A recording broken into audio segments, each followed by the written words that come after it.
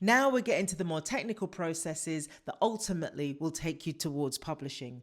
Hi, I'm Andy, actor and author of Asking for a Friend and Tough Crowd, and this is my series on writing my latest novel, Most Wanted, where I break down the process of going from idea to published novel. So last week I was talking about that glorious moment when I realized the book is finished. But then comes the point where I hand that finished manuscript to my editor. Now, I didn't mention before, but actually there would have been a lot of backwards and forwards between my editor where they would have been giving me notes and helping me get this manuscript to the finished state. And then the next part of the process is that the manuscript is handed over to a copy editor. Now, what their job is to make sure that the story makes sense, that you've been consistent with the use of names, that your timeline works out. I didn't really even think about this with Asking for a Friend, so my timeline was a little bit muddy in places. All those sorts of things need to be looked at because as the writer, we can be sometimes too deeply involved to be able to spot these things. So copywriters are there to be an ultra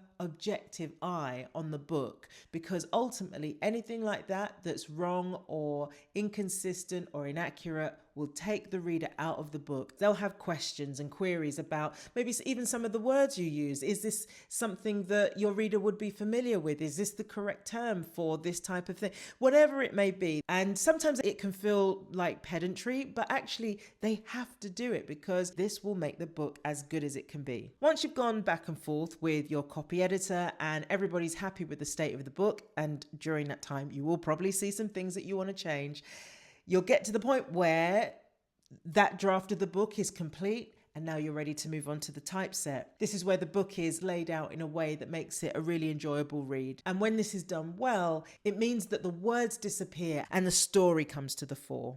Again, you may find some errors here, but the closer we get to publication, the more your editor will encourage you not to keep changing things.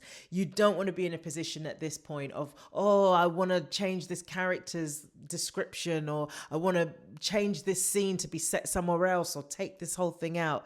It happens, but the closer to publication you get, the more difficult this can be, and also the more errors you can potentially introduce into the manuscript.